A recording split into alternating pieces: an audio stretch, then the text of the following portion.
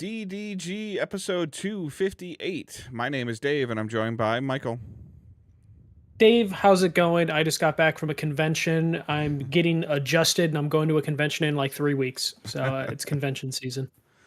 Yeah, at least in Michigan, and I'm not sure if you're getting this in Chicago, but like this Mother Nature just needs to make up her mind. It's like 70 degrees one day and then 30 degrees the next day. So it's playing havoc on everybody in our house. Oh, yeah, no, I'm waiting for a flood warning to hit in about a half hour, so I'll watch my backyard flood in a little bit. So good times, good times. But yeah, no, It's I the just got April done with showers 6 week. bring May flowers for your house now. I know, yeah, I'm happy. My lawn looks great every time it floods the next day. It looks fantastic. But yeah, just got back from C2E2, which is the comic convention in Chicago, and then I have the Final Fantasy 14 Fan Fest in like 3 weeks. Nice. So Awesome. getting hyped for all of that stuff. Even though I don't play Final Fantasy 14 really anymore, but still gonna go. Yeah, it's still cool to hang out with people you played the game with or see friends and everything like that too. That's always the socialization, I think, or the in-person stuff is always the cool part. So. Yeah, it's going to be in the where PSX was in the Anaheim convention. Oh, okay. And there's going to be a keynote, so I'm going to get that that dopamine hit of being at a keynote for a video game event and bring it back to the good old days. Yeah, for sure. All right, let's get down to business. So we are Digital Days Gaming. We are a bi-weekly podcast. So as we came back from our sabbatical, we switched to bi-weekly. So we are shooting to record about midweek every other week. So anywhere from every 12 to 14 days, and then we edit it and post it as soon as we can whenever things are convenient for our schedules. So you can check us out on digitaldaysgaming.com. You can subscribe to us on podcast services, just like the one you're possibly listening to, or you can watch us on Twitch, twitch.tv/digitaldaysgaming, or youtube.com/digitaldaysgaming, where we stream the show simultaneously on both of those networks. You can subscribe on Twitch by linking your Amazon account and your Twitch account, and you'll get Prime Gaming, and you get a free subscription to a streamer of your choice. Or you can pay like $6 or $7 for a monthly sub through Twitch if you choose. You can subscribe on YouTube for free. It'll just notify you when we're live, and also YouTube has an RSS feed as well if you want just a audio only version of our show on YouTube with a still image. So we have a Discord and Facebook. Facebook is kind of every once in a while pulsing. Discord is definitely a little bit more active in terms of trying to group up for potentially playing games or just conversations when things come up. So be sure to check that out. Everything is linked in our show notes, and we are going to jump into our news for the week or weeks. Yeah. All right. We have a bit of news that is going on. Sorry, as I rearrange windows. We have a ton of stuff to cover. We're just in kind of a dark time in video games, I feel like, where most of the news is pretty depressing. This one, I guess, is good news. We're going to talk about maybe if it's good or bad news, but an analytics company, Alina Analytics, based in Europe, has estimated that Bungie's Marathon has sold over 1.2 million copies, with the majority of the players being on PC. According to the firm, 19% or 200,000 or 217,000 copies are on PlayStation, and then 11% or 133,000 copies, 100,000 copies are on Xbox. So that means over 800,000 copies or players are on PC via Steam. The platform difference is attributed to the game not selling its mechanics enough during the Slam Test week, and they are basically comparing that Arc versus Arc Raiders, which saw a huge increase of pre-orders following their Slam Test. So it seems like maybe the Slam Test was held too close to the launch date, or it just wasn't long enough so players could get an idea around the mechanics of Marathon. So, Dave, initial thoughts on the player base for Marathon primarily being on PC? In my opinion, to be expected, as they have Bungie as a studio has seemed to really, like, when they went quote unquote like independent before Sony purchasing them. One of the biggest things they did was the free-to-play version of Destiny 2, things and introducing seasonal aspect stuff that people were used to on PC. Um, and they were very adamant about the PC release of Destiny 2, even when they were still part of. It was on BattleNet, I believe. Actually, like when it first Yeah. launched, it was on BattleNet. So there's been a very heavy shift at Bungie towards PC, which is frankly a little bit surprising, but not surprising because that seems to be Bungie's direction they want to go. But then they negotiated a deal to be purchased by a console company. um, so, or the console company came with the highest checkbook. I don't know which anymore. So that seems legitimate, and then also I guess other than Arc Raiders, and you might be able to answer this a little bit better than I can. I can't really think of a successful extraction shooter on console. I mean, a lot of the extraction shooters that are the main claim to fame one, I guess, is Escape from Tarkov, right? Yeah, and that's I think only PC. It is There's a only console PC, and I port. think it's keyboard and Yeah. mouse only too, but I'm not 100% for sure on that. Um, Yeah. so like that was kind of the crowd that they were going after. And I would probably say of the player base that was left in Destiny 2, myself included, and it has kind of made the switch to PC just because it just feels like the game just runs better on PC. Like it was just optimized better for PC. Now, there has definitely been some next gen console when PS5 came out, and the FOV and feel in frames, frame settings and some other stuff that you could set up on PlayStation and on Xbox Series, but it just always felt like that it got to those systems like second. Mhm. So I don't know in terms of what is. I can't even give you even an objective or unobjective opinion on what's a good sales number for copies of a game lately anymore, because we've seen stuff sell what we heard was super well and a studio close. We've seen stuff not do well and the studio says it exceeded expectations. So like I don't know what a legitimately good number is. I don't know what Bungie told themselves and what Bungie told PlayStation and what PlayStation or Sony told its shareholders. I don't know. I feel like this is okay, because if it wasn't okay, Sony would be having to make some statements about it. Does that make sense?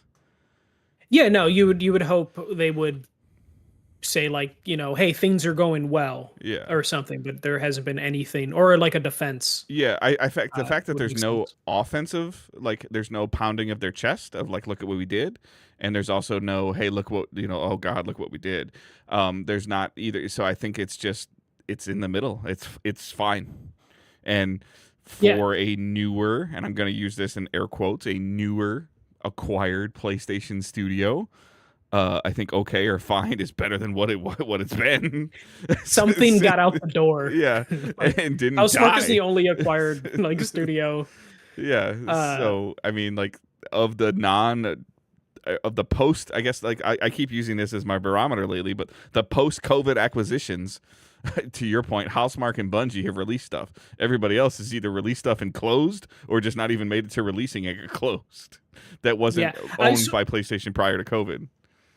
When it comes to this thing, I feel like if you're Bungie, 1.2 million copies Yeah. is a good starting It's base for like a multiplayer game. It's a very niche PvP only game. Yeah. It's very niche. The way that they're Uh, handling marathon content in compared to how they're handling Destiny 2 content, when I feel like if they threw anything at Destiny 2, they would get a higher player count than they were getting a marathon. But Mhm. that's just my opinion, only because the franchise has been around for 10 years, like 11 years now or something. But Yeah, I would say though, 1.2 million is a good number for Bungie, but I feel like if you're a PlayStation, or not PlayStation, a Sony shareholder, you're probably looking at this of just like, oh, 1.2 million. And then if you look at like the breakdown of consoles of just like, well, this didn't sell us more consoles. I feel like if you're Sony or you're, at PlayStation, because again, those, Sony is the parent company, so they might be looking at it just like, well, did this move PlayStations? And the answer is like, not really. You would have to be like a little bit concerned of like, was this, like I think the number was, it's like, hey, it made over like $50 million. It's like, well, the company costs like 2 billion, so it's a long way to recoup those costs. So I imagine if you're PlayStation and Sony, you're not super thrilled with these numbers, especially with it being skewed more heavily PC. And as far as I know, I don't think there's any PSN things attached to it. So you're not even getting like player accounts to your platform. It's just, hey, these people are on Steam. These people are, most likely getting the game on a deal in one way or another in terms of, like that initial purchase. I don't think the game's riddled with microtransactions. So it's kind of like a good number for a studio, but like kind of a bad or worrying number for like a console manufacturer who's just trying to like make whatever money they can. I think it is a strong base though, and like you said, Bungie has been kind of grooming their player base to come over to PC for like a decade now, and this shows that like those people that were playing Destiny on consoles did move over to PC, and that's because they made strides to like make Bungie seem like a PC first company. But I would imagine there are some concerns on the PlayStation side of just like, oh, we really wish, like if this number was like half and half, like half console, half, PC, they might be a little bit more excited. Obviously, they would want more than 1 million units for a multiplayer game, because like we'll hear about successful single player games and they're into like the 2 to 5 million range. Yeah. But yeah, I don't know if it has legs, Dave. I don't know if you've paid attention to roadmap or anything like that, because I know you're still kind of paying attention to Destiny stuff, but I know they've been kind of quiet on that front just a little bit. I don't know if they have a roadmap out for Marathon. I mean, like I know that they've had, and the stuff, like a lot of the people that I follow on social media that cover Destiny are covering Marathon now because there's nothing to cover in Destiny and it's a Bungie game. There is a little bit more, I guess, PvE stuff in there than I was really expecting, and I still need to talk to a couple of people that I know are playing this. But like you're talking about, like, I mean, I don't know. It's 9:30 at night on April 2nd, and I just looked up in the Steam database. There's 34,000 people on Marathon right now on Steam. That's their 24-hour peak, and then their all-time peak is 88K. Which isn't like super strong, but right. But looking at their sales numbers, that's not a terrible. Yeah, so in comparison, there's 120,000 people playing Arc Raiders with 145,000 peak on Steam and a 481 all-time peak. I'm not as much concerned about the all-time peak as I am about, like, I guess kind of a day in and day out kind of thing. Yeah. And then, but to circle all the way back, Destiny has 8,700 players right now with a 9,000 24-hour peak and then a 316,000 all-time peak 3.5 years ago. So, like, like that's more, like now you're talking about 2 Bungie games having less than 50,000 people playing on Steam. Like, this is not what Sony wants. This is not what Bungie wants. This doesn't, and I would assume based on the data that Michael just expressed is that those numbers are smaller on console than what I just said. Yeah, you would imagine based, how things work out. I would just imagine, because also part of the reason PlayStation acquired Bungie is like, hey, you're going to help us fix our live service games. And then Bungie basically went in there and was like, this isn't going to work. This is going to work. This is going to work. And they closed a bunch of those to where, like, is that return on investment? Did it come in clutch? Did it save them money by killing stuff early? Not saying Bungie was solely responsible for killing stuff early, but they had a say in what did and didn't work. You'd just imagine at like Bungie. If you're at Bungie, you're head of Bungie. I don't even know who's ahead. Is the same guy still in charge of Bungie, or did he get Pete like Parsons? As far as I know, yeah. Okay, yeah, I would just imagine you probably are looking at Destiny 3 a little bit sooner than you were wanting to. Just because like there's nothing else like if Bungie goes to PlayStation or like, hey, we want to do a new IP, I would imagine PlayStation's like, the fuck you are. Get busted, get working on Destiny. Full reference, just because I was referencing it earlier, Escape from Tarkov. Like, I thought this was very popular, but this might have been an early access before. I don't know enough about this game, but 7,300 players right now, 17,000 24-hour peak, less than 50,000 all-time peak, and that was 5 months ago. So maybe Tarkov is not the measuring barometer that I thought it was, or Arc Raiders is just kicking everybody's ass right now. Arc Raiders is just kind of killing everybody. Yeah. Like Arc Raiders is like the first time extraction shooters felt like it could go mainstream. Yeah. Like Tarkov was a very dedicated player base, very consistent player base, but it was never gigantic just because that game was pretty dense to get into. It's been getting a lot of publicity the last month or so because it's turned 10 years old franchise, as well as the Tom Clancy's The Division franchise. It's been getting a bunch of pub, and it's doing some cool stuff, and it's trying to build up hype for Division 3 that's actively in development, and they've said it's in development. But it's kind of showing me like there's things that, as I'm paying more attention to Marathon and I'm paying a little bit more attention to potentially to Arc Raiders and stuff, like there's a part of me that's like, the Division team was like ahead of its time by like 7 years with like the Dark Zone, but when they created that Dark Zone mode, it definitely, and it was a slice of the game that a lot of people are like, that's crap. And then it, and people really don't go in there now from what I've seen at all, but it was this thing of like where it was kind of in there. It was like, oh yeah, of course we have PvP, but our PvP is different. I just feel like Massive might have been ahead of the curve for a little while, but now the curve's caught them. Yeah, no, and I imagine that's what's taking so long for the next Division game, is because they're just like, can we return to that and own that area, or are we gonna have to innovate again in a different way? And we'll see what Ubisoft ends up doing. But I just don't think the player base 7 or 8 years ago was ready for a Dark Zone extraction thing where you could lay your loot out and somebody could take it from you. Like, what do you mean? It's mine. Like, I earned that. What do you mean somebody's gonna take it from me? Well, no, and I think that's why you needed like a Tarkov to kind of show like, oh, there's a concept here. It might not be able to break mainstream, but there's a concept that people are willing to take. And I think Bungie is the next evolution of getting that into the mainstream. But I think it's going to take Arc Raiders or something else to actually like solidify it from not being like a fad.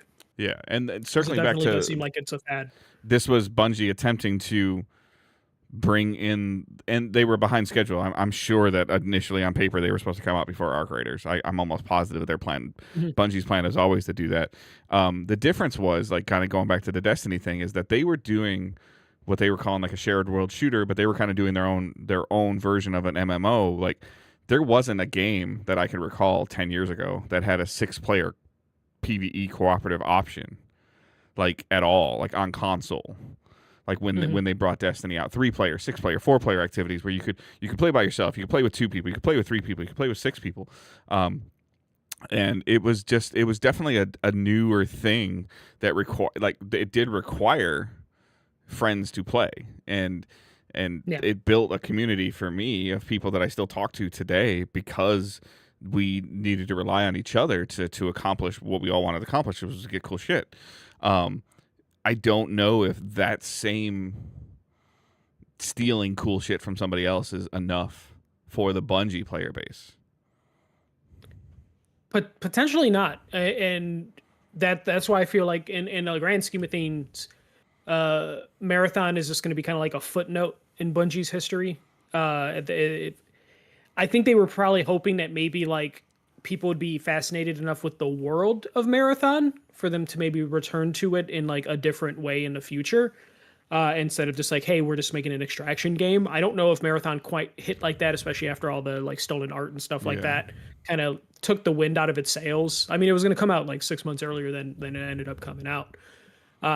So I imagine like Bungie's in a spot where it's just like, okay, so we don't have Halo, we have Destiny, it's a big thing. Let's bring back Marathon because it's a thing that we own already, and Marathon's just kind of going to be this thing where it'd be a cool thing for the studio to have something to experiment with. And if Marathon kind of just turns into like a little platform that they like do different modes in, they definitely could try doing something like that while they're working on Destiny. Especially like, I don't know about how you feel about like Marathon, but like Bungie to me is a gigantic studio. Destiny 1 and 2 are these like vast games with a ton of content. Marathon feels like it's a side project with the amount of content that's in it. To where I'm just like, I feel like they should be a 2 full game studio. 2 or 3. Yeah, 3 potentially. It just seems like Marathon could be a cool little side project for Bungie, and hopefully they can continue to like reiterate on it and work on it, but also work on something bigger, whether it's in the Marathon universe or they go back to Destiny. Yeah. and do something. I think Because it's I don't see them grabbing the PlayStation IP or anything. yeah, I think it's to the point where the fan base, like the majority of the Destiny fan base, is they want they could announce the coolest quote unquote expansion, but if Bungie or Sony comes out and says Destiny 2 colon blah, people are like, I don't want more Destiny 2. It's not, and then I think it has to be Destiny 3 at this point in time. It cannot be even. They don't have the cachet to do the Overwatch thing where they just drop the number and just make it Overwatch franchise or whatever they just did. That surged their player base from what I saw in the last couple months. Like surged the popularity, surged the player base, and then but they don't have the. I don't because they've already kind of said over time they had to make Destiny 2 because they couldn't do anything else with Destiny 1. They ran out of space. They've removed content from Destiny 2. Come to find out that potentially was removed for lawsuit basis. I'm not going to get into that. But they initially, their public statement was like, we can't keep adding more and more layers onto this game, but like because we're running out of memory for their engine or whatever. So I think that they have to do, even if it's an expansion of Destiny 2 somehow, and they can't do this, but it has to be Destiny 3. Like they have to. Well, no, it has to be like, yeah. If they announce like, hey, we're doing just Destiny as a franchise, here's 10 years worth of content plus new content. Me as someone who hasn't played since like the first weekend of Destiny 2, Yeah. I'm like, I'm out. There's too much shit Yeah. that I'm gonna feel obligated to catch up. But if they're like, hey, here's Destiny 3, I'm gonna look at that as like a clean slate of like, hey, I remember enjoying the gameplay of Destiny, some of the story stuff in Destiny 2. I'm ready to jump back in to a new thing, but anything that has like the legacy or baggage of the previous games, Correct. I would opt out because it's just too much content. There's a reason why there's a new Call of Duty every 2 years. Yeah, You know, and they tried the platform. I don't know how they're gonna do it because they've kind of committed to like 18 months of content already for D2, verbally, publicly, like put it on a board and said this is what we're doing. So, But you can easily just say like at the end of that 18 months, Destiny 3 launches. So like, yeah, but there's no way they're gonna be able to get a Destiny 3 ready in 18 months. Like, but I would imagine like I don't think they can afford downtime. So as much as I don't think they agree. could, you know, do it The in 18 only way months. the right way to do it is to shut down for 3 years or 4 years and just Yeah, that would be the not. only way to do it, but I They don't think can't. financially Like, they yeah, can afford to they do that. can't, not without somebody giving them a huge check. Yeah, and So PlayStation already gave them that check and right, is going to want them to start so producing. now I'm even like they couldn't do this. They couldn't keep up with the player demand for Destiny 2 when they weren't making Marathon. So Yeah. it's like, Well, and that's what baffling to me because Marathon, but we don't know how on fire Marathon really was. We'll get a book eventually about yeah, like how on fire this game was when like all this stuff started to like go to hell for them. But I would imagine like after the 18 months, we might get like, hey, the next 6 months of this roadmap is saying goodbye to Destiny 2 and then leading to a launch. And it's like, okay, 24 months, that could be a new game. But it is going to be having to reset expectations because you're going to have Destiny 2 players that are going to be like, it's all you're launching with? Just to, you know, like no story. I'm going to have to wait like 3 months for like the end game content to come out. It's going to be like, yeah, it's going to be like the old days, you know, where it's like, hey, you can finish a story in a weekend and here's some events to get you going until we drop the raid or the boss or something like that. right. And it's just getting people used to that again. But it'll probably have to be free to play to start, you know, if PlayStation's willing to do that. And it's going to I don't have think to that would do work. a lot of different I mean, things. it would, yeah, I don't think that would work. But I don't know. Like, I don't want to be in that situation because there's so much. Like, I mean, we've talked about this before, but like, I don't want to go down a huge rabbit hole with this, but like, there's only so many ways that you can make hand cannons and pulse rifles and scout rifles and melees, and before it's like, you can't keep like everybody's like, I want something new. Like, I can't believe this gun is reskinned. I'm like, it's a gun. Like a sniper Yeah. rifle is a sniper rifle is a sniper rifle. Like, No, but the guy on stage when they first showed Destiny 1 is like, when you see someone's gun, you're going to have a whole story behind it on what you had to do to get it and why this yeah. is special to you. And like, there are people that are into that. I get it, but I just Uh, like, but then like, I just like, this is just the same thing. I'm tired of this, just like another void hand cannon. And it's just like, okay, like, I don't, I don't understand what you would want them to do. I'm more interested in like, hey, we're leaving the solar system. We're going somewhere new, and there's a new enemy race. Like, let me take my let me, like, I guess ultimately don't let me take my weapons, because if I could take my weapons, that means Michael's not going to want to play with me, because that's not fun. Dave's got all the cool shit and I don't have anything. I feel And then behind. you I'm don't not want doing to it. Yeah. and then you don't want to scale down to my level, because Right. then you're gonna be like, well, what's the point of me having this weapon? Because Yeah. now it's as good So as like his pistol. the clean slate and the cosmetic. It's the same thing that we've been talking about with GTA Online. Like, and they're radio silent about this, and we're getting like 6 months out, and like these players Yeah. are in like they have like entire worlds and communities built in GTA 5 Online. And like, and like, it just came into my head again. I'm baffled. Like, Rockstar's not saying anything.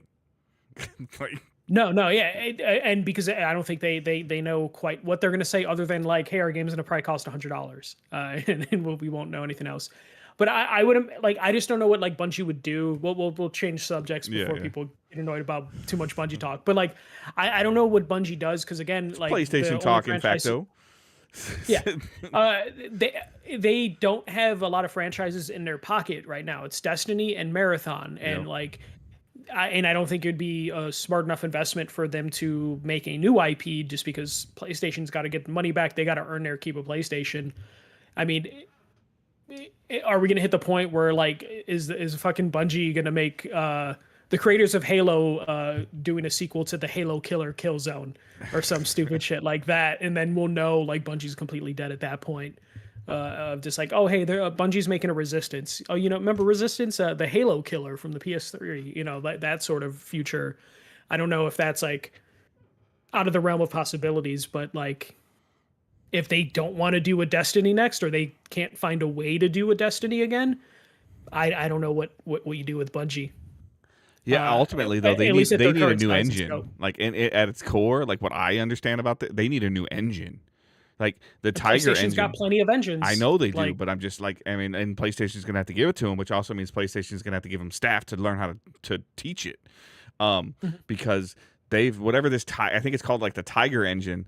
Like Halo was on this. Like they're so Yeah. attached to this Tiger engine, and I was surprised to hear like Marathon's on it too. Like, I mean, it's obvious why Marathon's on it, but I mean, there's some the engine is part of why the shooting feels so good, but at the same time, like this engine is 2010.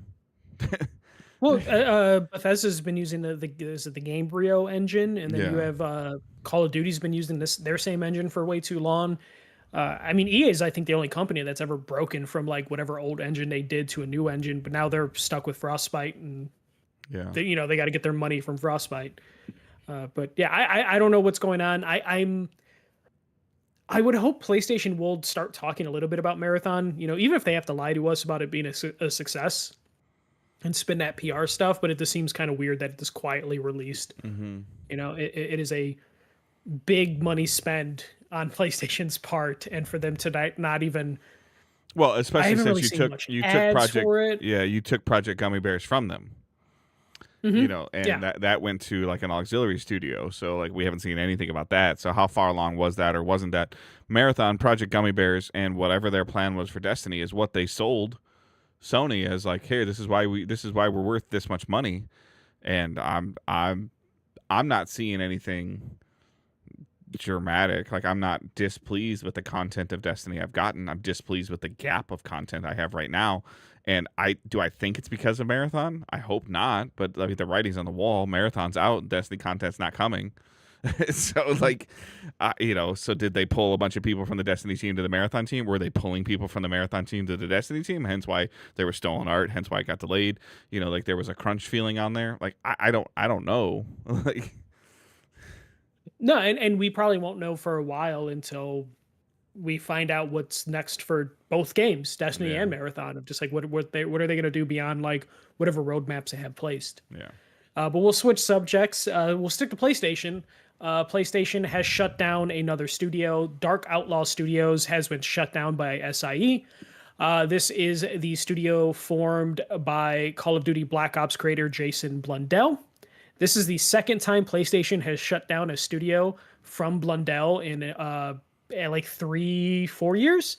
Originally, Blundell formed Deviation Games, which was working on a project for PlayStation. PlayStation canceled that project, closed the studio. Blundell then took 50 people to make a new studio, got a contract with PlayStation, and then a year later, PlayStation has essentially shut down the studio, and the 50 employees have been let go. So this is just another studio that like PlayStation helped fund and just kind of shut down, as we're seeing more and more of PlayStation kind of just. I feel like they're fixing the mistakes made by the spending spree of the previous administration over at PlayStation. Yeah, I mean, But it is this is kind a of wild. Jim Ryan, Herman Hulse handshake thing, and now Herman Hulse has to clean it up. And I think when it is cleaned up, Herman Hulse is going to like get let go. I think he's only around to clean up his Yeah, mess. They want I him to be agree. the bad guy. I don't want to be the one to call this out, but I'm sorry. I don't know who you are, but shame on you, Jason Blundell. Like for you, you went to bed with him twice. Yeah. Like I'm sorry. At a certain Like point. it's like you went back to the ex-girlfriend again and got mad that you got burned. Like I don't there's like I don't know if he's mad. I'm assuming he's mad. Like anybody that's their projects are just like wiped off the face of the earth is probably mad. But you let Sony do this to you twice. It'll be different this time. We promise. Oh, okay. Like Yeah, can you make a new studio with even less people than you had before? Yeah, sure, I could do that. And then it's just like, oh, we can't do it. And PlayStation's just like, all right, close it down. I don't even know what this team would have been capable of doing, because it's like 50 people, and it seems too small for the type of stuff PlayStation likes to do. Did we know what they were trying to do at Deviation? Weren't they trying to make a shared world shooter again or something? I thought, or yeah, they were. Yeah. So I would assume this would probably be similar.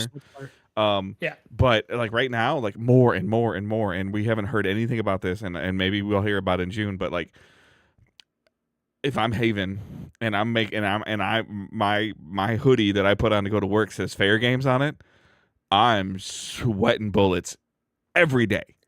Every day. No, 100%. Especially like Fair Games was being pitched as like a play, create, share experience, and then what we saw was like a Payday third-person or first-person shooter. Yeah, a Payday game, and we were just like, wait, that's not what we were promised. And then they kind of got quiet and backed down from the play, create, share stuff, and there was no. I don't even think there was negative reception to the trailer for Fair Games. There was just nobody knew reaction. what it was. Like, yeah, people it were was like, kind of like, huh? Like, okay, cool. I think I want to know more. I'm not trying to compare them, but it's not on here, and it wasn't like there was nothing that lit the world on fire. But like last week or 10 days ago, Xbox had a third-party partner showcase. Yeah, and they announced their E3 show. For yes, June. they have done that. Yes. But I kudos to Xbox for this partner experience. There was some interesting stuff. Super Meat Boy was on there. There's a bunch of stuff on there. But they would show a game, and then they would, like they didn't have like a person talking about it, which I still, we could go down that rabbit hole. But then they would show like one or two things, and then they would do a visual screen of imaging of like kind of recapping what you just saw of like the last 3 or 4 games. Go to xbox.com to find out more, and they would have a write-up about the game. Like, and kind of like more in depth of like, okay, so it caught your attention. Okay, did this catch your attention? Yes. If it caught your attention, go here and you can find a little bit more. And then we can see if it still holds your attention. They showed Fair Games. They showed a logo. They showed what I thought was some pretty interesting stuff that was like, oh, tell me more. And then they just don't tell you more. So. Yeah, there might have been a PlayStation blog write-up, but they don't point you to the PlayStation blog like ever. And we kind of got nothing after that for Fair Games. So we haven't heard anything since, except I think Jason Schreier had the report that the playtesting went horribly wrong, or like the reception for playtesting was like not great, or focus groups not playtesting. But like the only news we've gotten, like if you see a report that your game got poor focus group, I feel like you as a studio need to respond like a couple weeks later of like, hey, here's a new trailer. Oh, hey, here's a thing just to tell you guys we still exist, to kind of refute unofficially like a reports that said your game was bad. Do we see Fair Games at Summer Game Fest, or if PlayStation does a PlayStation thing this summer? I would be very concerned if we don't. Like, I'm already concerned. but There's I a would. chance if we don't, like this thing misses this whole generation. Yeah, did we? I mean, I'm just kind of like I'm just doing some quick googling while we're talking here. Did we talk about? And it was well, no, because I was on leave or I was on. Angela was dealing with her stuff. They lost. Yeah. Fair Game lost their primary game director. Yes. So like forgive me like for talking about something that's from September because I mean I just literally Googled like any update Yeah. on They any lost their updates on director. the development of Fair Games and like there's just I'm not really seeing anything positive like. No. Yeah, people left the studio. I want to say that was around the time that the focus group stuff came out. I, Uh, this is so bad. Like just like googling this stuff. Like I'm not trying to go down this rabbit hole, but like Icon Era. I don't even know what this is. Real talk. Marathon's in deep shit. yeah. PlayStation Fair Games reportedly delayed as studio. How do you? This was in September. This was May of 2015. A studio head leaves. Like, how do you how do you just let yourself just keep getting hammered and not say anything? Like. Well, that's the thing. It's like at a certain point, like I don't want companies to lie to me, but lie to me. Tell me things are good. Like put out some concept art, put out a trailer, something.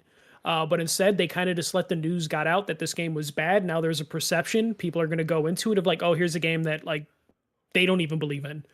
Uh, and what are you going to do? Like, you can't announce like, "Hey, we're going to do a fair game state of play," because people aren't going to want to tune into it, or they're not going to Yeah. tune into it optimistically or with like an open mind. They're going to tune into it ready to shit on Yeah, this game. I think the only way that they could potentially save this is going to be like, okay, look, they're going to have to like come out on stage and be like, hey, 6 months or 2 years ago, we announced Fair Games, and after long development and play testing, we realized that we needed to go in a different direction. So the Fair Games is dead. The work that we did on it's not lost, but we are now pivoting our direction, and we have Unfair Games or something. I don't even know. It's something I can't think of anything.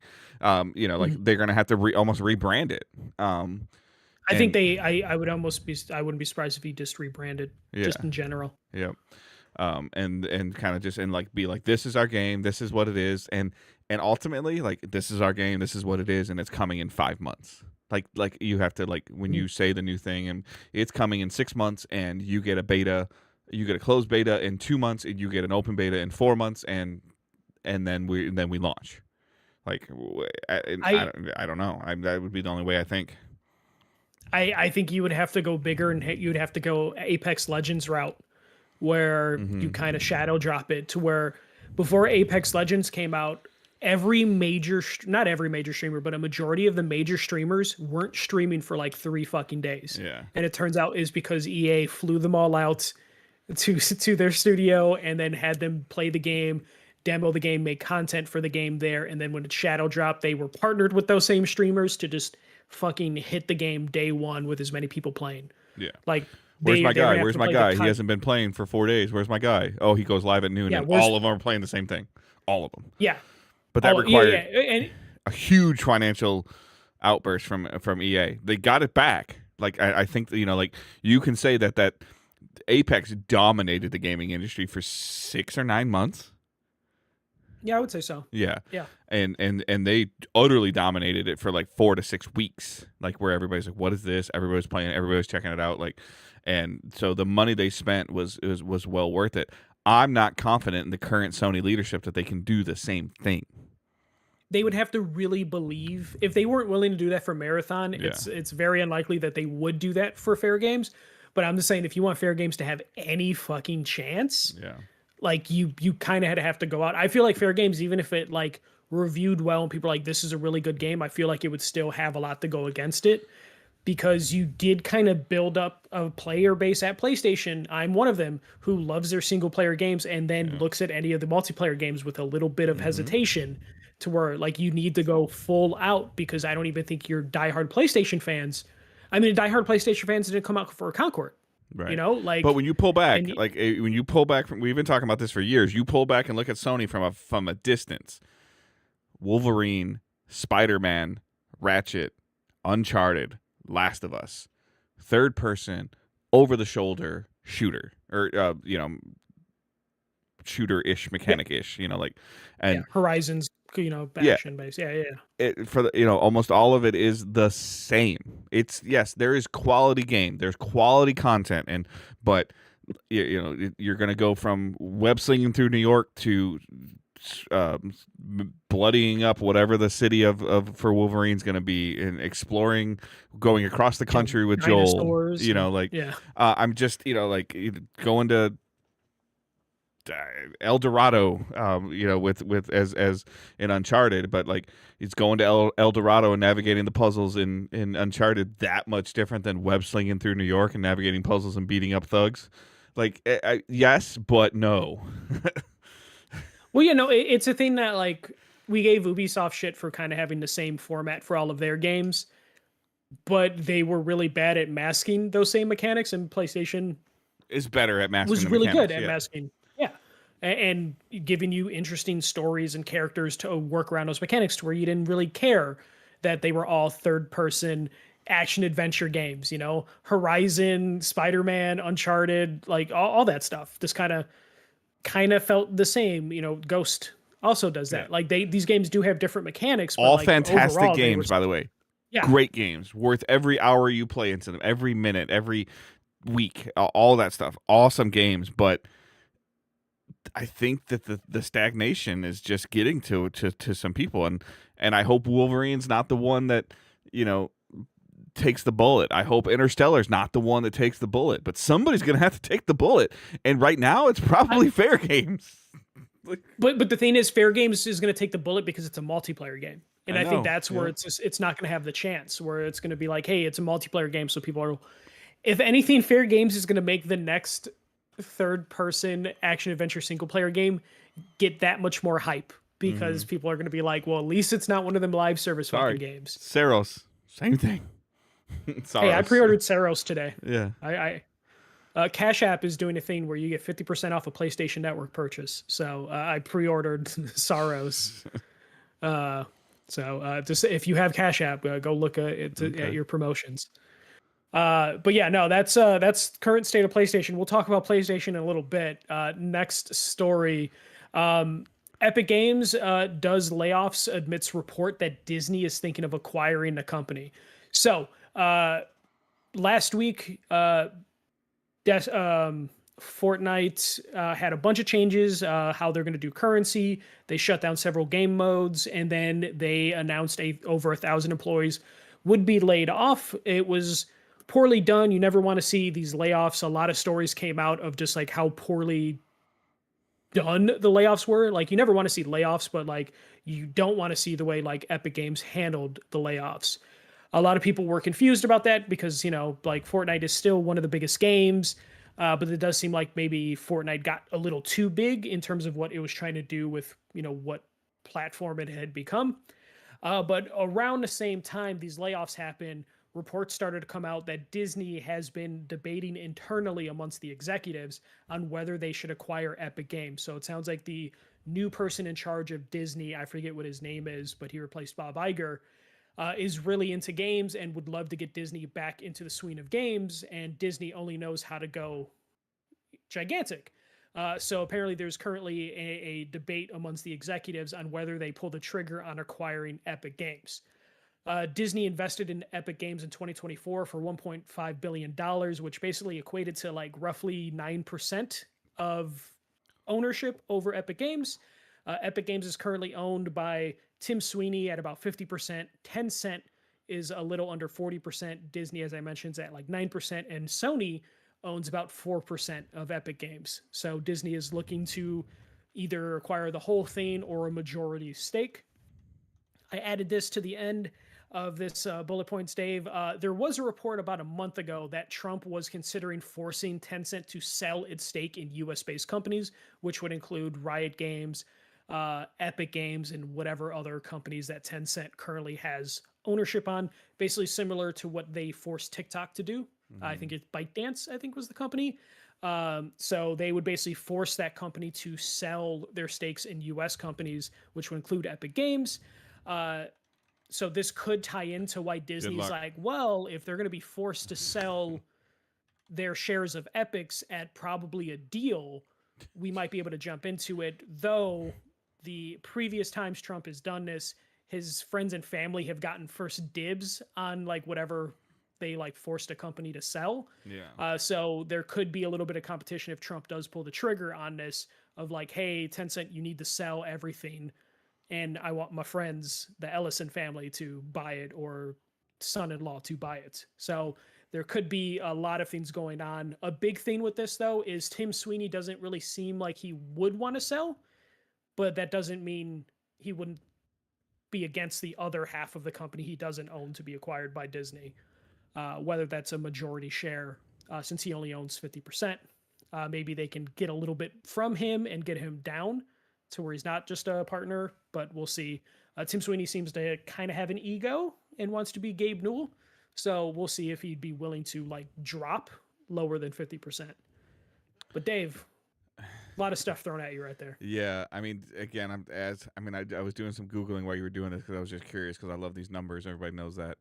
As of April of 2022, their projected was that Epic Games was worth $32 billion. Mm-hmm. It's got to be more than that now. It's got to be probably 50, 55 billion if I had to guess. You overestimate too when you're talking about acquisitions. Yeah. So, like he's Seems worth like 30. Sweeney owns 40% and Tencent owns 40%. Is that what you were saying? He's last I looked, he was at like 50%. Okay, so he might have bought some stuff back. Okay. Yeah, and Tencent is a little under 40. They're like hovering around 40, which is why the number is over 100% of the numbers I said, because his number is very clear because he's a private citizen. Yeah, technically Epic is private, but yeah. I mean, like, yes, this is something that Disney can do. I mean, like, I think when years ago, everybody was like, Disney can't buy Marvel. And they're like, yeah, watch me, hold my beer. So, like, and they bought Star Wars right after that. Yeah. So, I mean, it's potentially possible. It's part of that consolidation of the gaming industry that we've been talking, the media industry that I'm just looking at now. And like, we thought maybe this was, years ago when we started seeing this begin, we thought maybe this was like, hey, this is how we're going to keep our games, and like it turns out like that was wrong. So I think it actually was we kept the games. I think we've just been really close to a crash and we just aren't aware of how close that crash has been. So like, and is this good for business? Is this good for gaming? Like, I don't know. So like, I'm kind of at a weird loss here. Like, this is also like going on with like the way that the it's front of mind because of how much I pay attention to sports, but like NFL Network has folded into ESPN. Like, if you worked for NFL Media, you now work for ESPN. NFL owns 10%, I believe, of ESPN now, or a little bit less than that. And I just don't know how I feel about these big conglomerates like the NFL, like owning percentages of TV networks. Like, so then you're talking about Disney having, a significant percentage of like the Disney Plus is huge, and they own Hulu. Like they're like like it's kind of Hulu's folding this year. I believe it's all getting shoved into Disney Plus. So it's like and cool. Like for me as a viewer, like to only like to have less apps. Like yes, please. At this point, thank you. But then like. There's now the ESPN NFL stuff is being shoved together. Where the other day I was like trying to sign in my ESPN app, and it's like you have ESPN Unlimited as part of your DirecTV pack. I'm like, huh? Like what's going on? Like I just want to watch my show. Like and so now it's like, are we gonna have to like? And I'm gonna be like speaking in big broad strokes, but if Owen wants to play Fortnite, is he gonna have to open up Disney Plus? Like, I mean, that's probably what Disney would want. Yeah. Especially like Disney, it does feel too late to hop on the Fortnite train in terms of like, let's acquire them. They're not the biggest they ever were. They're worth more money than they were before just because it's been so long. But in terms of just like, damn, Fortnite seems like it's on the downswing, still produces billions of dollars, but it's just like, Disney's probably looking at this of like, we could do like a theme park edition of adding Fortnite, and it's like maybe that'll bring some people into the park. Epic's also in bed with a ton of other companies, like their Lego Fortnite thing or whatever is huge, and like if I'm Lego, I'm like going to Epic and be like, what the hell? Like you're not going to like they make toys too. Like we make toys. Like what are we doing? Like, but it would be one of those scenes where like you go to Lego, who already partners with Disney on a lot of things, of just like, hey, we could do a little bit more synergy now. Like, what if your Lego content has Disney characters in it in Fortnite? There's scenes where it could benefit everyone, and I imagine, if you're Tim Sweeney, you're like, I'm holding on to my 50%. Tencent might want to sell anyways because they're scared of like government regulations. Maybe they would prefer Disney to be their partner than anyone else. If you were gonna wake up tomorrow morning, roll out of bed, take your shower, grab your phone, and you would see Disney buys Epic, what would the dollar figure be tomorrow morning? So, is this as a whole or just the half? Yeah, okay, two numbers then. One, to buy Sweeney out completely, where Disney owns 100% of Epic. They buy Sweeney out, they buy everybody else out. And then the second one would be they buy everybody but Sweeney out. So what's the first number? Because like, I mean, tell me if I'm crazy, but like, are we talking about $100 billion to buy them out outright? No, I don't think it would be that high. 80? You said they were worth like 32 in 2022. In 2022, I would say their numbers are down just enough that I think you could probably get them for 45 to 50. Maybe to buy Tim Sweeney, you have to pay him a little bit more. But remember what comes with Epic though, that engine. It comes with Epic. Yeah, it comes with like maybe. And then, like you said, the cost of buying everybody out, you're talking about. I imagine. Go ahead. Like everyone but Tim Sweeney will like take slightly above market value. It's just a matter of like how much do you have to pay Tim Sweeney to let go of his heart. Like I don't know. Like that's a high. Like if you told me like 60, I could see that. Because Microsoft bought Activision for what, 77 billion? Yeah. So like, I'm not saying that. But that was 3 years ago now or something like that. So like, I'm not saying Epic's bigger than Activision Blizzard, but they're close, right? So in 2023, Unreal Engine made $275 million. Okay. So like, that's nothing. That's nothing to sneeze at. But that is also like guaranteed. That's $300 million revenue, right? Just from an engine, from doing nothing. Yeah, just doing nothing. Like $250 million. I don't know. The $100 billion doesn't sound as crazy as when you first heard me say it, right? I'm looking up their evaluation just to see. So no, but there's damage control, there's inflation, there's like, oh, you want all of it? Okay, you want all of it. That comes at a premium. I'm starting to layer some additional things on there of like. So after PlayStation's investment, which is pretty much the number that you saw, based on how much PlayStation had to pay to become a 4% stakeholder. Yep. Their 31.5 to 32 billion evaluation. When you acquire, you're usually paying like a third or double. So I would see them at like 60, maybe 70. Okay. But then to buy out Sweeney though, is it another? No, I would say that I think that's the 10 billion difference. Okay. It's like 60 billion to buy it at a reasonable cost if they're paying everyone evenly, and then you throw another 10 billion just to be like. So then you're saying it's roughly 30 to 35 billion just to buy everybody out but Sweeney? Yeah. Okay. Yeah, if he's at 50%. If he's less than 50%, then that number can change. But if he actually owns 50% of the company, then I feel like there's like a premium you have to give him. He just seems like he's got. Yeah, there's definitely going to be a shut up and leave fee. Yeah, and he might beg Disney to be like, keep me. Yeah. And like Disney might be willing to keep him, and then maybe he'll give him a deal. Yeah. If they give him like a contract that's like, we can't fire you. Okay. Sort of thing. But it would be crazy that a game that launched and was like fucking roasted for being a shitty tower defense game. Which they're bringing that out, by the way, for free finally. Yeah. Save the World is coming like this month. Yeah, which I would be interested because I remember playing Fortnite, OG Fortnite at an E3 and being like, oh, this is okay. Yeah. And then it turned into a whole thing.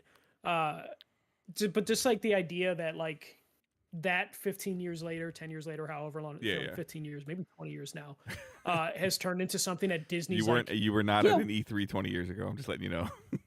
no, but remember there was like, it I know. came I'm just out, messing with you. So yeah, but if you remember, like the trailer came out, and then it was like vaporware for like 5+ years, and then it finally made its return, and it's like, oh hey, we finally are releasing this game because we just got to get it out, and then it bombed, and then PUBG took off, and then there was a whole controversy with like, oh, they stole PUBG's formula, which is on the Unreal Engine, and then here we are.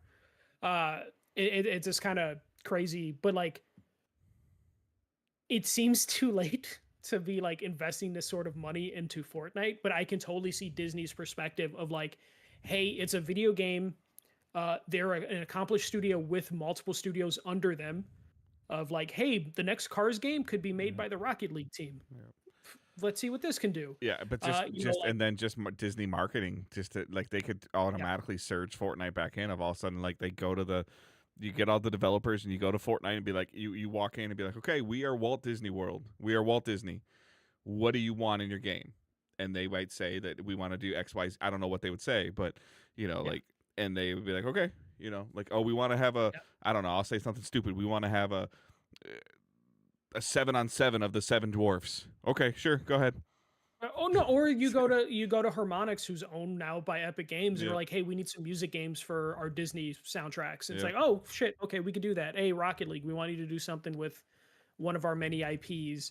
Hey, Epic, we just need Fortnite. Put the Mater skin in Rocket League. See what happens. Build Disney World in Fortnite and make it only accessible to annual pass holders for the parks. And people will eat that shit up. And then if you're Disney and you're always looking to expand parks, especially since like Epic Universe and like Universal has been doing so much work. Make Backpack Boy a mascot in Disney World. He'll probably do it. He's probably already a mascot under one of those costumes somewhere. But I'm sure they're looking at some of this stuff and they're just like, hey, we can easily fucking patch together a Fortnite expansion, as ugly as that may sound. Yeah. Walt Disney's rolling around in his like jar that his head is kept in. But like it would be very feasible for them. I think they announced that they're going to do like a Simpsons Land in Disney World. So it's like they're willing to do some more like out there stuff that is not traditional like Disney proper. Right. It just seems kind of weird, but it would be nice for them to kind of, if this happens though, are you PlayStation like, all right, we need to get like a better contract that says like we can make Spider-Man in perpetuity because we don't want Epic Games to take Spider-Man from us. Like if you're Ubisoft or EA and you have Star Wars projects, you're like, motherfucker, we have a contract. We need to extend this contract. We cannot afford you to take these IPs away from us and make them in-house. I don't know. Like it would be free. It's free money though. So if you're Disney, you're just like still going to do it because you don't have to work at investing in any of that. But I don't know. It seems crazy, and it seems like it's one of those things that it'll quietly just kind of happen, and we're gonna wake up, and it's gonna be like, oh shit, Disney bought Epic Games. But kind of circling back to your main point though, as we went down our own like tangent rabbit hole of like, it looks like these layoffs are making them more purchasable. Like making the company more purchasable. So like we've seen some sports owners like start shedding payroll. Like nobody wants to buy your team if you have $100 million player. Like so the owner like in 2 years might sign $100 million player, but he gets to make that choice, not inherit one. So it's like they're trimming their fat to make themselves look a little bit more appealing, and they're kind of raising their skirt up a little bit. Like, look, it's a really bad analogy. I'm sorry. But like it makes sense for them, as horrible as it is, to do those layoffs, to cut some of the modes that people aren't really playing, and then hopefully push them into the traditional Fortnite modes, just so they can pump those numbers up a little bit. And it seems like Epic has kind of started to hit that point too, where they're like, what the fuck can we do to Fortnite to keep the momentum and to keep this going? And they're starting to hit that wall. And then if you can inject Disney's IP into everything, like that could be what you need to keep things going. And Disney, for the most part, is kind of hands off with some of their investments. Like Lately, they seem yeah. to put the right people in Yeah. charge, They're so it letting probably wouldn't be Marvel the be worst Marvel thing. from what we're hearing, Yeah, both in movies, film, and video Yeah. games. Like the only thing they fucked up on was Star Wars, but even then, they get some Star Wars stuff right from time to time. Yeah. But we will have to wait and see. I have a feeling like I think that the thing that's going to be important is the stuff with the current Trump administration, where they want to force potentially Tencent off of American companies. So this would then just make Epic Games up for sale, basically. Yeah. I think that's And I a imagine harder hill to climb, but who knows? I didn't think TikTok they would have been able to force TikTok to sell to people, and they totally did. So we'll see. It would be a bigger problem for like Riot Games, which I think is majority owned by Tencent. Yeah. So it'd be like, what are you going to do with that? This is at least like 40% of a Or company, like a studio like Riot just pulls out of the country, which is totally possible too. Yeah. Which would be devastating. Which is but unfortunate, be, but that would be like, Yeah. okay, is it easier for Tencent to sell because the administration says so, or is it easier for Riot to be like, we're going to Canada, or we're going to Mexico, Yeah. or we're going to Europe, Yeah. And there would be the short-sightedness of the administration of like, fine, do that, and then it's just like, okay, all those jobs are gone, and it's like, Right. okay, Yeah. guess that's where we're at. But let's get into like our last bit, which is two-part. We're talking about finances more. So Nintendo to price physical games higher. So Nintendo announced their first-party games. We'll see a difference of price between physical and digital. Nintendo is doing this with the new Yoshi game, which will cost $59.99 digitally and then $69.99 physically. They said this is something that they're going to do for first parties. If third parties want to do it, they can. I don't know if this necessarily would solve the game keycard stuff, because Pokopia is a game keycard game, but you would hope if they're going to charge an extra $10, you would get a cartridge that had the game on it as opposed to a game keycard. But Nintendo's trying stuff, and Dave, this is the thing that we were kind of hoping would have happened years ago. Yes, please. Awesome. Yeah. Give me a reason to buy digital games. The digital. Okay, so the digital guy, me, versus the physical guy, you. But you're also one of these people that understands, for the most part, launch days or certain things, like you're going to pay a premium for your physical edition. I shouldn't have to. And then 2 years down the road, you might find a deal on your physical edition, and I already have my game digitally, and I'm fine. Yeah. This suits me. This suits you. This works out for both of us. It sucks games had to go to $70 for them to implement this. But for the most part, like, I don't mind paying a little bit of fees as long as I'm getting a complete game on this cartridge. I'm not talking about this day one patches. I'm just talking about the game key card shit. Yeah. No, I'm with you. We can guarantee that it's the actual game on the cartridge. Like, am I going to be able to play this game on an airplane, not connected to any kind of Wi-Fi? Like, that's what you want. Yeah. Can I open the saran wrap off the game and then pop it in without having to worry about downloading it?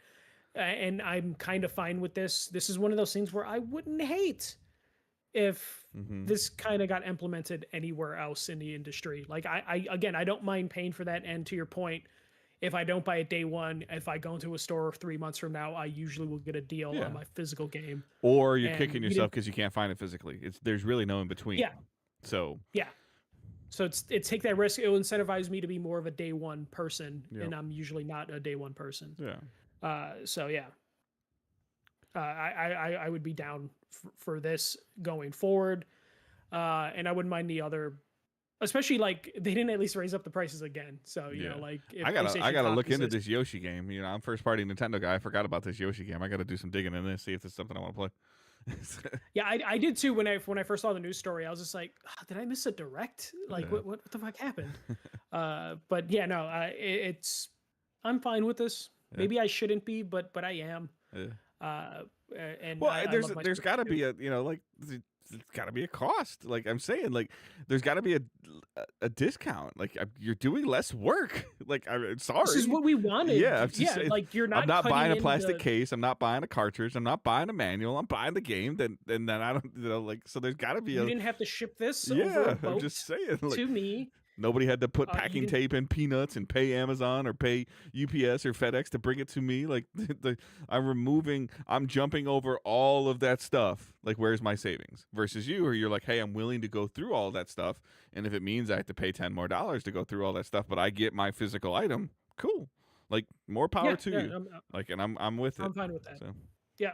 This was a move that I saw some people outraged, and I'm just like, you know what? Fuck it. This is what we all wanted, like when digital games were introduced. Of like, hey, you don't have to pay the Target their 30% cut or 10% cut.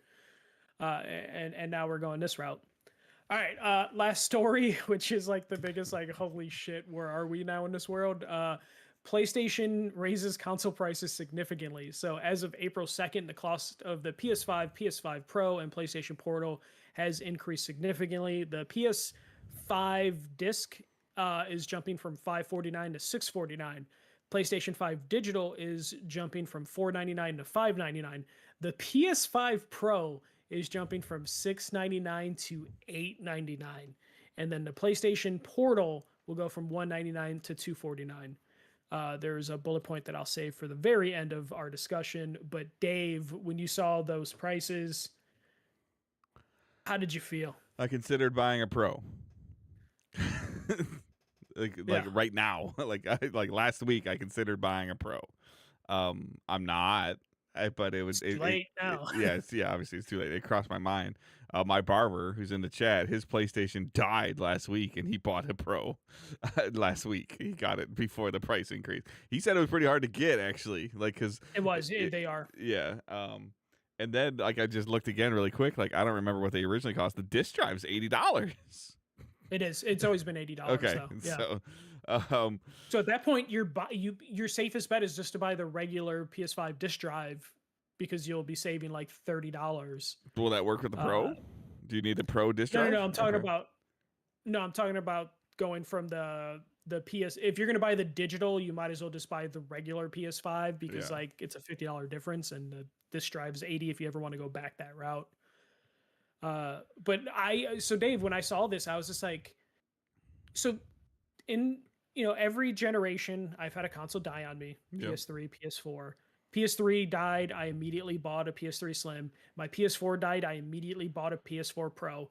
If my PS5 dies, I am not buying a PS5 Pro. I'm not buying a PS5 again. I will wait until next generation. But the problem is, with your equation, with the example you just led, when you bought your new PS3 Slim, it was cheaper than you paid for your PS3 originally. When you bought your PS4, your second PS4, your Slim or different variable. I bought a Pro, so it wasn't cheaper, but it was like the same. The difference.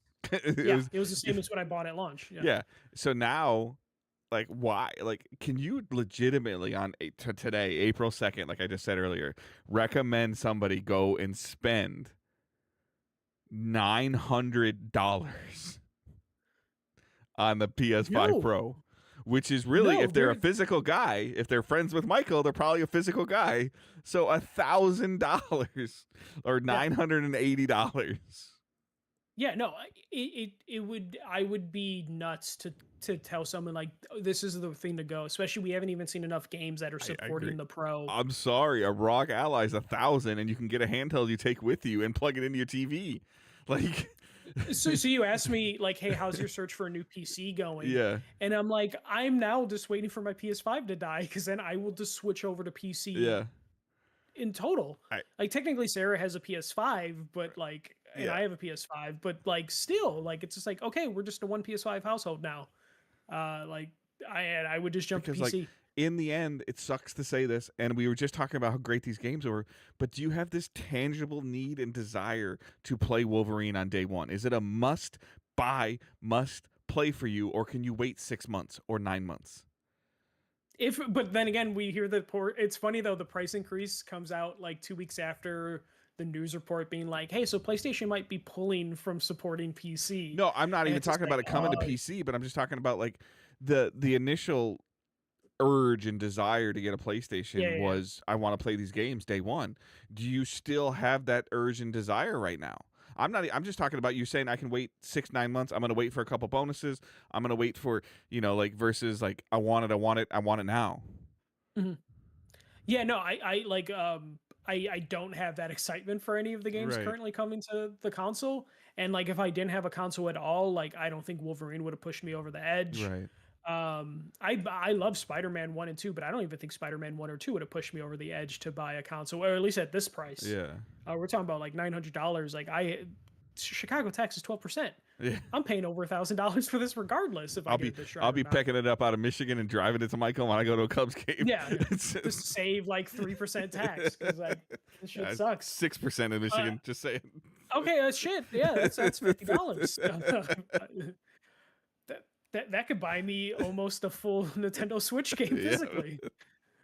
Like no, it's just baffling. And then so the last bullet point I have on this here is, so there's current reports that saying that the current cost for PlayStation to build the PS6 is around $760, and that's what it's costing them to produce, not what they'll charge us. Yeah. So we're at a point where there's reports that like, hey, the PlayStation 6 is like maybe 1 to even 2, like 2 years away. Oh, more than that. Where it's just it's got to be more than that now. Like, no, and that's the thing is like we might be looking at like a $700 to $800 PlayStation 6 in like 2 to 3 years. Like it would be crazy to try and invest in, like, I understand why like your barber bought a PS5 because he's a pro, because like he's already in the ecosystem. But like if you have held out on buying a PlayStation 5 period, it would be silly to jump in now. Yeah. With the next generation just being like 2 years away. Like imagine. I don't think it's 2 years away though. With if it's costing $760 to make a 5 right now, I legitimately think that, God, I hope that the Sony board would be like, no, we can't. Like we gotta wait. Like because now you're talking about $1,000. Like you're talking about this a new system costing $900 to $1,000 for them to manufacture. So if it's $760 for them to manufacture. Oh no, I'm sorry. I misread this. In the PS6, okay, the PS6 is costing $760. Okay, I'm sorry. Yeah. I thought for some reason when I looked at that, I thought you were saying the PS5 is costing $760. No, okay. it's my fault. The PS6, which is my thing of just like, okay, if currently so yeah, it's $1,000 system though, 25% markup. Yeah, which means if you're jumping into the PlayStation ecosystem now at a PS5, it would seem silly and wasteful to jump in now. If in 2 to 3 years they're going to expect you to spend another $1,000 on like a new console, especially if you believe the trajectory that Microsoft is going on. I don't want to make this about this, but the trajectory of Microsoft, if their console costs $1,000 and it links with Steam, which is what Steam has been wanting for a long time, of like they have their Steam box and stuff like that. But at the same time, if the Xbox costs $1,000 and it does Xbox and Steam, and the PlayStation costs $1,000 and it just does PlayStation, you're behind the 8 ball. Yeah, no. You just feel like, you better hope The Last of Us 3 is like the greatest fucking game in the world. Like, or there better be some kind of hybrid handheld out of this thing. Which scares me so much every time I see a report that they're going to go handheld mode, and I'm like, Nintendo, it worked for Nintendo. Please don't copy Nintendo. Like, don't fall into that trap, the PlayStation Move trap. No, I know. But I'm just saying, like, if it's a one trick pony, if it's just a stronger PS5 and doesn't do anything, that's what the Xbox could be it could be a stronger Xbox and run PC. Like, yeah, I don't know. Like, I'm just like, I'm not trying to sound like an Xbot or anything like that, but it's just kind of like, I don't know, man. Like it's just so weird. You can't hold on to your bootstraps and your laurels of like, oh, we're PlayStation, we just do our thing in our own bubble. Like, yeah, you can, but you can't chart. Like, you already saw what happened when you said $600 for the PS3 20 years ago. Yeah, it's one of those things where just like, honestly, if I'm my PlayStation, reports are saying like, hey, 2 years away from the new system, I'm like, we have to admit that like a good chunk of the price increases is currently multiple factors, including how like the US government is handling a bunch of different things on top of like the AI surge, to where like realistically, if your PlayStation, your Xbox, Nintendo doesn't matter, your PlayStation, your Xbox, you have to be like, okay, we need to do two things. We need to wait out the AI bubble, and then 2, we need to wait out the current administration in the United States and see what's going to happen after them. to see if it's going to continue to go in So this direction 20, or not. 2030 for a console. Yeah, like the smart business move would be PS6 in fuck 2030. Yeah, let's see how many people we can milk to spend $900 on a PS5 Pro for as long as we can. I can't wait for Black Friday sales this year when it's just like, hey, this is on sale. It's $529 for the PS5 basic, and then the Pro is like $850. I'm with you though right now. Like if I go upstairs right now and I turn my PlayStation 5 on and it goes poof, and like smoke comes out of it, I'm like, okay. I'm just gonna well, whatever was on there. I own the library. I know what I have on there. I'll keep an eye on it. I'll eventually get one. I'll figure it out. I'll wait till Black Friday. I'll wait till, something happens, or I don't even know. Or at this point in time, at these prices, I don't always agree with this. I'll check on Facebook Marketplace. Can I get it secondhand for $400, $500, and get another couple years out of it? Like, I don't know. I'm not saying but I'm not gonna be like, a year and a half ago, if it did that, I'd be like, okay, it's like we got to go buy another PlayStation. Like, it would be no hesitation of just like, hey, either I'll order one right now. I would text her and I'd be like, hey, the PlayStation 5 just did this. She'd be like, damn it, and then she'd be like on Amazon, like, okay, I got it, it's coming, it'll be here next week. Like it would just suck, but it would be one of those things where like, okay, we got to do it now. There'd be a lot more thought. I mean, like, we haven't really been talking about what we were playing, and I've got a little bit of a side scrolling kick. On my YouTube algorithm, I came across a game called Void Right on a PlayStation platform, like a PlayStation's YouTube channel. I was like, oh, this is an interesting trailer. I looked at it. Oh, coming out. Cool. Like, and I typed it into, it was $20 or $25 on PlayStation. And I didn't know that it had already been out on PC and something else for like a year at Switch. It was $6 on Steam. It's $25 on PlayStation and $6 on Steam. Guess where I bought it? Steam. Yeah, you bought it on, play it on your ROM. Yeah. And the thing is with like there's so much more content on PC that you can wait for these sales because there's just so much more stuff that you can grab that you don't mind waiting a game out. Yeah, their wish list system. I don't know how PlayStation's wish list system works. I've tried it a little bit, but Steam's is like they have this marketing thing cornered. I wake up in the morning and I've got a Steam notification. Such and such games on your wish list is on sale. Damn it, buy. Like, well, the thing is, PlayStation has one, but the problem is like the sale. You'll have the same static sale for like weeks. In Steam, it's like every day there's just like new sales popping up to where if you have your wish list like curated and have a bunch of things at any given point, you can turn on and your wish list has like half the things on sale. Yeah. It's really great. I do miss playing on PC. I just hate sitting on my desk. To play my games. I tell you what, man, for what you like, I'm just like, I think that for like you and I were just talking about before we recorded, what you're using your PC for, you could get an Xbox ROG Ally that would feel comfortable in your hands, feel like a controller. You could dock that thing next to you and plug it into your monitors and do the same thing you're doing right now. Yeah, no, and it's super appealing, which is why I'm at the point where I'm looking at, a gaming PC and I'm looking at maybe how I can like rig my office to where I could play it on the couch. Yeah. Because at this point, like if I'm going to spend $1,000 on a PS5 Pro, I'm going to just get a PC. I'm going to get like a good one. Yeah. It's a weird world, man. It's when I saw those prices, I thought it was an error, or I was looking at the euro. Yeah. But then when I went to the PlayStation site and it said $8.99 US, and I was just like, they are fucking crazy. And I understand there's a lot of things out of their control. AI is eating up a lot of the memory, both RAM and storage. You have a war over oil. You have government regimes falling apart. Shit is crazy right now. It's really hard. Yeah. There's a bunch of shit that's causing these prices to increase.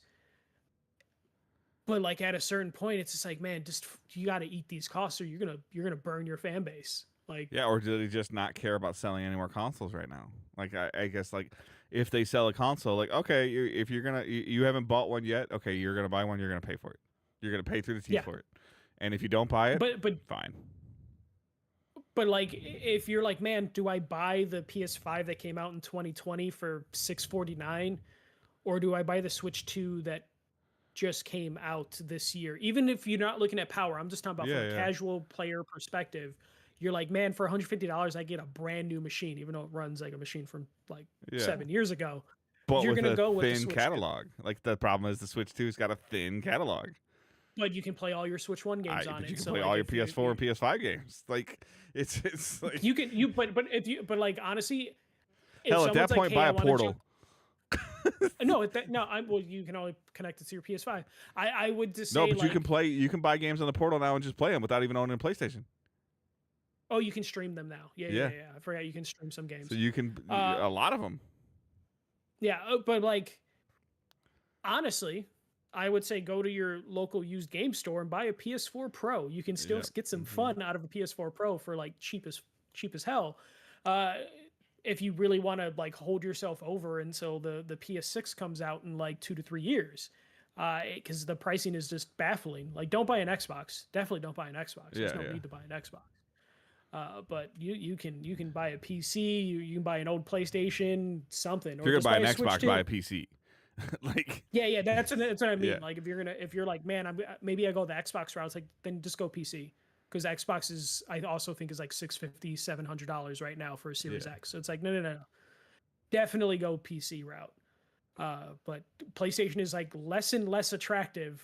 They're not producing games I want to play. Yeah. And the consoles are getting crazy. I like buying new shiny things. I was looking at a Pro a couple months ago, like maybe trade in my PS5 and then go to a Pro. It's just like, no. Maybe I'll still do that eventually if GameStop puts like a crazy trade-in They deal, did but, something last week. They had some advertisement. They were doing something, but sounds like I said, my barber Aja, he like GameStop. They like within 48 hours they were gone. Like they had like nobody within like 150 miles of it had a he wanted a Pro. You know, so like because they offered some kind of like, oh, we hear you, and we're gonna up our trade-in price for. They essentially wanted to move as many units as they could, probably because they didn't want to pay for the. I mean, you know, I don't know, but I think they knew that unit increase was going to make them significantly move less units. So like, let's get them out. Let's get them out now. Get them out of the stores. So yeah, it's weird, man. It's super, super, super weird. And I'm with you. Yeah, we're on the cliff. Like we're on the cliff of a crash of like I wouldn't say it's a crash like the 80s, but we're on the cliff of a crash. Like, and can GTA pull them off the cliff? Like that's I think one it's game. going to hold them. Yeah, like it's just one IP. So like I don't know, man. Do you still like? I guess let me ask you this, because I was talking to him about this while he was cutting my hair. Any chance that GTA delays? No, I think GTA is actually coming out. I still don't know if multiplayer is going to come out with it. That would be my only caveat. Some form of GTA 6 is going to be played by the public in 2026. Yeah, I think November is their current release. Correct. I think story comes out and then they save online for I don't. years. I think that they're going to, this summer, they're going to say something about their GTA Online, and the player base is going to lose their freaking mind. And they're going to be like, and they're going to get so much backlash that they're going to have to re-alter something, and they're going to have to say it's another 6-month delay. Like, I don't want to be right. I can see it. I don't want to be right, but the fact that they haven't even started putting little carrots out there about the GTA Online transfer. Like, well, I think they're not obligated really to do that. Like, I'm with you. Big Them not saying anything like, oh, you don't have to worry about GTA 6 Online because it ain't coming for a year or 6 months or 4 months. Like, we'll talk about that after you have enjoyed GTA 6 story and involved yourself in that 100-hour story or whatever it's going to be. You know, like, and we'll address that after the holidays, and they'll ride that cloud of like, oh, like, you remember finding that UFO? Like, I don't know. Like, I'm not a GTA guy, but you know, and then they'll start kicking. But I don't know, man. Like, there's just like, that's a huge ecosystem. Yeah. And like, to your point though, like somebody like me, let's say that I have not played a minute of GTA 5, not 1 minute. And there's GTA 6, like game of the decade or something. I don't know. Like, I'm probably at this point in time going to be like, I'm gonna buy it. Like, yeah, same. And so then you want to roll out GTA Online on GTA 6. Cool. I enjoyed GTA. I played the story. I had a great time with it. It's awesome. It's fun. Big sandbox game, enjoying it. I want to check out the online stuff. And you're going to bring that entire user base into GTA 6 with all their stuff, and they can just whip my ass, and they can have all this cool looking stuff and these cool garages, like your Destiny 2 to Destiny 3 conversation we're having. I'm not doing that. I'm not. Why? Like, oh, Dave's having fun, and I go and see Michael's garage, and he's got 700 cars. Like, and I'm like, oh, I'm having a hard time getting 2 cars. Like, I mean, yeah. Like, I do think that they are going to just try and get that out as soon as they possibly can. I think the online is going to be one of those things where they're going to have to think like pretty hard on what they're going to do. Dave, just to sidetrack just a little bit. So you can trade in your used PlayStation consoles to PlayStation Direct now, apparently. yeah. And you can trade in your PS5 for $260 towards a trade-in for a Pro. So get it for what it was. So that is what. Yeah. And then GameStop is offering $315 in store credits for your PS5. I think it's so weird that PlayStation Direct is actually taking trade-in credit. So the thing that I'm actually the most fascinated by too, I've started looking into this because I keep seeing the I haven't picked it up, but the Xbox ROG Ally, like a little bit more stronger, better ergonomics for your hands and stuff. And I was like, okay, Best Buy has a trade-in program, and I have it like they're only offering me like $150 for my ROG Ally, and I'm like, God damn. Like, yeah, no, it can be rough. I'm like, if you're gonna give me $150, I'm just gonna keep it and buy something else. Like, like, so it's like, Dave, you can trade in if you have a Vita. You can trade that into PlayStation for $67. I don't have a Vita anymore. Oh, okay. You can trade in your VR headset that you never use. Angela's supposed to use that. She bought that. You have both, right? You have I had the VR1 and the VR2. Yeah. Yeah. Okay. Yeah. Dave. The VR1 was my idea. The VR2 was hers. Yeah. That was 100%. I gotta mess with the VR2 again one day. I don't know. I gotta buy one. If I ever find it super I think cheap, I got it with the Horizon thing. I haven't played that. I heard that's great. I'm almost worried. Yeah, no, I'm almost worried about like the certificate like expiring. I don't even know if I put the code in. You might want to go check that. I Yeah. think they usually have like an expiration. But yeah, no, Dave, that is all I have for news for this episode. But yeah, crazy stuff, Dave. Yeah, it's just industry's in a weird place. So the world's in a weird place. Yeah. Well, I don't really like to pay that much attention to the world, so that's why I just say the industry. And I can't not pay that. I can't not pay attention. Yeah. You can live in that depressive state. I'm gonna live in my ESPN bubble. Okay, leave me alone. Baseball season's back, Dave. Yep, I'm good. Hey, you can hear Jason Benetti now. You just have to watch Sunday Night Baseball. I have been enjoying seeing the umpires getting called out by ABS is great. Like there was a player that did it back-to-back times. If you get it right, you get unlimited challenges. If you're wrong, you only get 2. But yeah, no, it's fucking great. I love it. I almost I both want to get rid of umpires because of it, but also I love the entertainment of the umpires being wrong. There was their confidence change. I don't know if it was spring training, but like the umpires are mic'd now, and they have to like the batter's challenging the call, and then the little screen shows up on the scoreboard. Like they put them on blast. Like and it's like it's like, oh, strike, ball, and then I think he forgot to turn his mic off, and he's like, the batter's challenging the call. He goes, please be a strike. Like he said it like that better be a strike, and they're like, what? And he's like, oh, sorry. Like. The fact that the one guy who I think he got like 5 calls wrong in a game, I think the next game they put him on first base and he fucked up a first base call. To be fair though, like a lot of these ABS calls that I've been seeing are millimeters. Like I'm not except criticizing. That one guy was way off. Yeah, like, inches. I've seen some inches, one. but the majority of them are like the ball is like clipping the purple box. Like, and I'm like, oh, okay. Like I'm like, I could see that. Like that's a 50-50 call. Like, but some of them are bad. Like I'll agree with you. Oh yeah. But it's been a new level of entertainment. It slows the game down, which is funny because they did all the rules to speed the game up. it doesn't slow. It's like 3 seconds, man. It doesn't. I mean, it kind of slows. They were like really trying to speed the game up. Yeah, the games are still fast. So you had like 5 challenges in one game, and it was just like, damn. Like, well, yeah, I mean, I guess ultimately umpires need to do their job.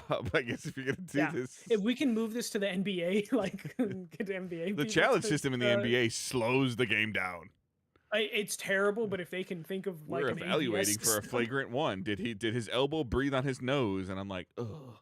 Some of it, like I've been watching a lot of March Madness, so like NCAA stuff. I've been seeing a lot of those, and then like. As a Detroit fan, I wouldn't call myself a Pistons fan right now because trying to watch the NBA is hard. But they're the best team in the East, and now our best player has a collapsed lung. But I was like, okay, playoff basketball is what I pay attention to. So like, I don't know, man. I don't know if Cade's gonna be ready or not. But like, it's just it's weird. So I mean, like for the Tigers to be a potential World Series contender, the Pistons to be the best team in the East, the Red Wings to be fighting for a playoff spot, and the Lions to be relevant. It's pretty good right now to be a Detroit sports fan. So. Well, as a White Sox fan, we're really like getting this Japanese player ready to play for the Yankees or the Dodgers in 2 years when he. I mean, you're a Reinsdorf fan though. You're not just a White Sox fan. You're a Jerry Reinsdorf fan. Through and through. The shrine I have to him isn't for his death; it's for his life. It's because I love him so much. Oh my god! All right, I don't have a death note somewhere. All right, that's our show for this week, guys. Again, everything's linked in the show notes, Discord, all that stuff's in the show notes. Subscribe, leave a review, do your stuff on Twitch, and whatever you can do to support us. We appreciate you guys. Thank you for living and adjusting with our schedule changes and as we're doing this and finding our routines again. I really appreciate that. Disclosure-wise, Angela's in her month-long radiation process right now, so we might be getting closer to the end of the line of out of the woods of at least the treatments that are what I kind of tell her are kick your ass treatments. So we appreciate everyone. That's tons of you guys have reached out to me or to her directly, so we appreciate that. She's doing well, so as well as she can be. So but we're on this every other week thing, so let us know. Send us some questions. Hashtag #AskDigitalDays. Post them in the Discord. We can conversate and have some fun. So I hope you all get out there and have a great couple weeks. Keep moving forward. Don't be a dick. See ya.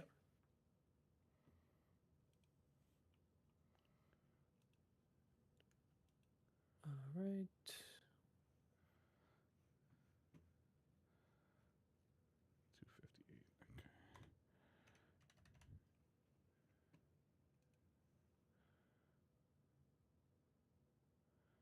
Jeez, I didn't realize it was almost 11 o'clock. Oof. I'm not even going to bother banning that person. It's the end of the stream. I didn't even... Twitch view botter, so... okay. All right. Thank you guys for watching, hanging out in chat. Aji, appreciate you chiming in. So, y'all have a great night. Talk to y'all later.